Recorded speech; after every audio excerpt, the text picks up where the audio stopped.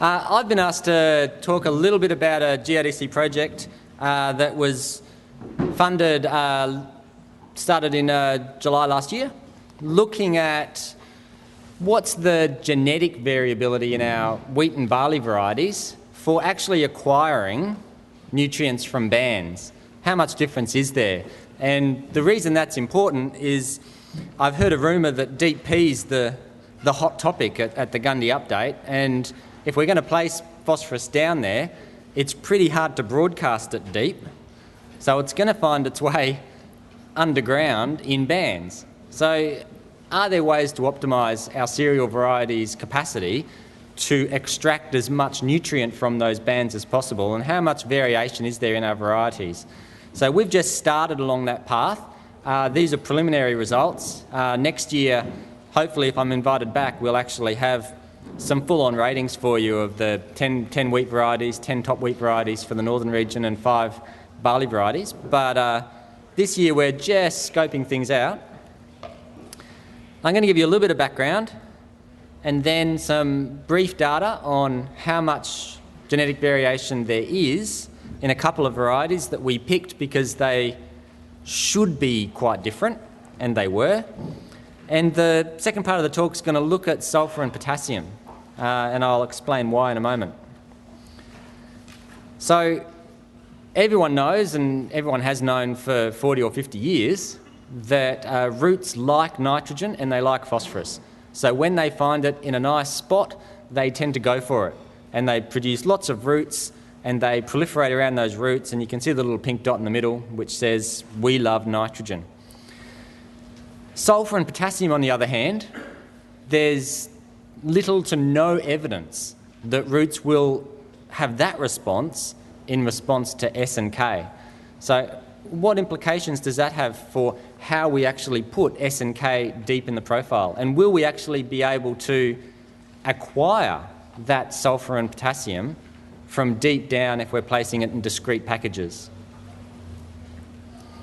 So just looking at the first one, this is a uniform low P profile, and we've just chosen Sunvale and Spitfire because we had a pretty good inkling that they were going to be at the two extremes of root response based off root vigour. And you can see that there, that Spitfire produced more roots in the time that we allowed it to grow. Uniform P, the roots were distributed evenly, there were just more of them at the bottom of that pot. It just grew faster.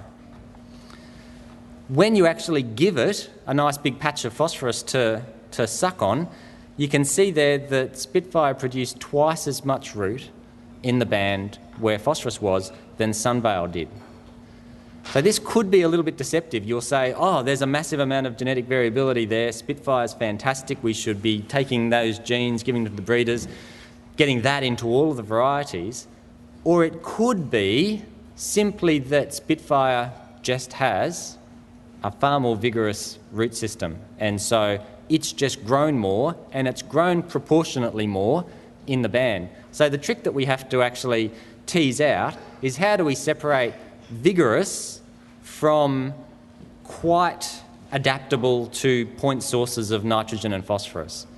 And the way that we're going to do that is we're going to use timing. So if we look at our little small CT systems and we look at the picture there with 11 days on it, you can see the roots have proliferated through that band of phosphorus and there's big gaps above and below. But if you let it go for another 11 days, you end up with the small little box there, which is completely root bound, and anyone who has transplanted a pot plant knows that that's what happens. Basically, it's wall-to-wall roots. If we're going to separate out just genetic vigour from the plastic response that we're looking for in terms of the ability to acquire phosphorus from phosphorus and nitrogen, if we scan them all at 11 days and then we then scan them again when each of them gets to the same phenological stage, we should be able to separate out vigour from proliferation. And that's the game. That's what we're going to do.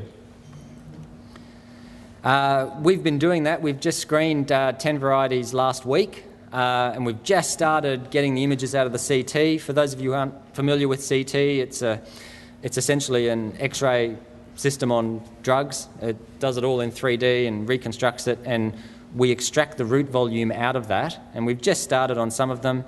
There's the proliferation in the band of Spitfire. We have the images for the 10 varieties in the northern region that we've chosen. You can see that little hook at the bottom. Can you all see the hook at the bottom there? Does anyone want to guess what that is? I didn't pick this one because it had it. This is just the first one we pulled out. It's actually a weed seed. So to make sure that the soil that has the phosphorus in it doesn't move through the whole pot, there's a mesh in there. And the mesh, we haven't obviously screened out. We've selected against that. But the seed has germinated. It's butted up against the mesh and gone, oh, bugger, and turned around and tried to find a way out of this little scenario that it's got itself caught in. Does that extra root length result in extra acquisition of phosphorus, which is really what the end game is? And certainly it does. You've got more roots in the band, therefore you take up more phosphorus. But again, we need to be careful to separate out vigour from proliferation. That extra phosphorus translates into extra shoot growth. But this will be familiar for everyone because we all know Spitfire's a pretty darn vigorous wheat variety. Sunvale's a bit older, a little bit less vigorous. I'm not going to draw any comparisons between people who graduated a long time. Anyway, what we do see and what we can see is that there is considerable variability in vigour, which gives us hope that there is considerable variability also in that plastic response to patches of nutrients. And it does suggest that there's scope to play in this space and actually find things that are better at acquiring nitrogen and phosphorus.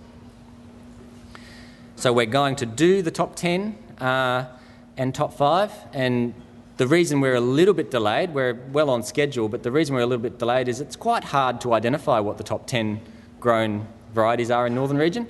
I had to ring an awful lot of people to find out, and you can't just go off receivals because what's reported is not necessarily what's grown. And so we've identified these top 10 varieties and we've got those seeds, and it took a while to get that. So, and the 5 barley lines, again, what are they? Guy just gave a talk saying they all change, and I'm pretty sure I'm going to have to order some compass by the sounds of it. So we have to measure the nitrogen. We're going to do that. And we're going to try and investigate what drives those differences. Is it just that they put more branches out, or do they just grow longer roots when they find the nitrogen and the phosphorus? Sulfur was a challenging nutrient to play with. No one had ever investigated this before. Do roots respond to patches of sulfur? We did it in a light soil. Some of the nice soil around UNE is pretty much responsive to everything, so if you work with soil fertility, it's fantastic. You can pretty much just dig a hole in the ground, put it in a pot, and it'll respond to whatever you add to it. We took one of those soils, nice Kirby, light sulphur, low sulphur soil, and you can see there's no response to the band. We placed a band there, band of gypsum. The roots didn't care less. They couldn't have cared less whether the band was there. Now, the issue with that, of course, is that in a light soil, the sulphur is really quite mobile. We can't keep the sulphur where we place it. It's going to leach, it's going to move to the bottom of the pot, how do we know where it is for it to respond to? Which is part of the reason why the likelihood of sulphur responses is quite low, because it's a moving target. Did they acquire more sulphur? Well, they did. Where we put the band in, you can see that we did get more sulphur taken up. When we fertilised the whole profile, you got an awful lot more sulphur taken up. So what that suggests is that the more volume that you do enrich with sulphur, the better for acquisition of sulphur. What the implications of that are for how we place sulphur at depth, I think that needs to be teased out considerably. I'm not going to draw those implications quite yet. When we look at clay soil, however, and there's nice sulphur-deficient clay soil around UNE as well, we got this startling result that said, yes, there was root proliferation in response to sulphur in the clay soil. Now the sulphate is not going to move very far in the clay soil because the water movement is slow and it's more attracted to the clay, there's more surface area, so we're pretty confident that it's staying there, and we see the roots proliferating there. But we don't kind of believe it because no one's ever demonstrated this, and theoretically I can't see why it would proliferate. So we did some further investigation and we thought, was it really sulphur that the plants were responding to? And when we look at the sulphur uptake, the answer is no. There's no real difference between no S and a band of S in terms of sulphur uptake. But when you look at phosphorus, you go, okay, we know that roots proliferate in response to P. Maybe what we've done is by adding our sulphur in the way that we added it, which was in the form of gypsum, we've increased the availability of phosphorus and the roots have gone, hey, this is a great spot, because we didn't blank phosphorus out in this trial because we were just looking at sulphur. We have in the repeat of the experiment, we've blanked the phosphorus out, so we're not going to see a response to it. But somehow that application of gypsum, and I can come up with lots of mechanisms, and you can either displace the phosphorus off the clay and too much sulphur knocks the phosphorus off, the plant finds it, or you improve the structure of the clay just in that little band so the roots can grow more easily through it. All sorts of mechanisms why we've increased the availability of phosphorus. But what it tells us is that we haven't actually got a sulphur proliferation response. We've faked it and got a phosphorus response. Hopefully we've fixed that. We've changed the way that we've applied our sulphur to try and get around that problem. So in summary, I still don't think that roots proliferate in response to S, which does have implications for how we then place sulphur at depth and whether we get responses to deep sulphur. And we need to check what happens in clay soils and make sure we eliminate N and P responses in those soils. What else are we going to do? What will I be reporting next year? Hopefully, if John asks me back, we'll confirm whether it is a response to S. We'll find out what happens with potassium, because again, no one has demonstrated responses to K, and the requirements for K are an order of magnitude higher than the requirements for S. So how we get that K back underneath for our crops to suck on, and how many bands we need to put, Mike has been suggesting for a long time, the more bands the better, and I would suggest that that's likely to be what we discover when we look at responses to K. What are the take-home messages? It's very clear that we can measure differences in root vigour. We could do that a long time ago. We can measure them with the CT now, and we can separate out vigour from just genetic vigour, nice aggressive seeds, versus proliferation in response to nitrogen and phosphorus. It's difficult to identify sulphur deficiencies or sulphur responses. I found myself doing an awful lot more soil chemistry than I intended to do. I was hoping to do a lot of root chemistry, but I ended up doing soil chemistry. And stay tuned. Next year we'll have some rankings for nutrient responses. I would like to make a few acknowledgements. My team at UNE, but those three names there, they were very important to me. They supplied my seed that we've just tested, and it took a fair few weeks to get those varieties together from all different sources. So I was very relieved last year when GRDC sent that email out that said that they're going to do it all for me. And I've got my confirmation email today saying, just confirm you agree to all these rules about the seed that we're going to send you. And I'm, yeah, send it to me. I don't want to play this game next year. So, but I do thank my seed suppliers intently, and I do thank GRDC for having the wisdom to fund the project. We have screened all of our seeds to the same weight. Not P content, same weight, same seed size.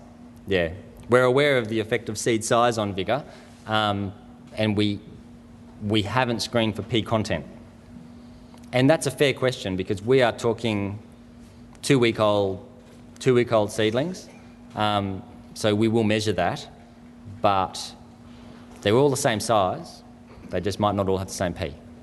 We did have a student who tried to investigate that and using this type of technology, and we were trying to ask the question, is it the actual concentration of phosphorus in the soil water, so the root finds it and it finds that suddenly there's more there and it gets to a critical level and the root goes, hey, this is a nice spot to live, I'm going to hang out here, and it allocates carbon there and takes up that phosphorus? Or is it actually a change in concentration? Is it a gradient? So as the root's growing, does it go from low to high? Is it that shift over space that triggers in the cells? And we have done the experiment and the results were inconclusive.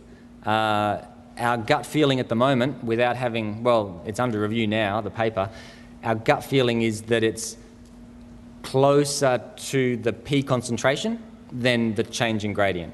But that they're very difficult to tease out simply because the soil chemistry to create that environment to test it, to layer your phosphorus in your little profile so the root grows and goes, hey, this is nicer, this is even better, and then you watch the trigger, and the trigger is incredibly precise, far more precise than we possibly imagined when we first started investigating. Within 0.3 of a millimetre, the root knows it's hit the mother lode. So it will grow, and then you put the band there and you can see it within 0.3 of a millimetre, it goes, hey, and branches start going and off we go for our crazy phosphorus excited journey. What it is that triggers that, you can't tell because it's gone into a high concentration immediately because we've banded it, but it also has changed gradient. It's gone from low to high. So is it low to high, or is it just how much P is there? That's a question that botanists have been wrestling with in the literature for 20 years. No one's been able to get to the trigger yet, but we're trying. Lots of work says that when it finds that phosphorus, what it enables the root system to do is forage further, faster and deeper. In terms of the proportion of nutrient that's going to come out of that point source, it's relative to the amount of phosphorus that the crop is going to take up over its annual life cycle, it's insignificant. But what it does is stimulates or allows it to grow roots out and find that water and phosphorus that it will just suck on for its entire life. So I don't think anyone has seen a negative effect of giving it a point source early. Otherwise, it wouldn't be the standard practice. But I guess the reason we're looking at this is, can we put these point sources deeper in the profile? What kind of spacing do we need to have them so that we can replace the bucket that we've been emptying over the last 20 or 30 years?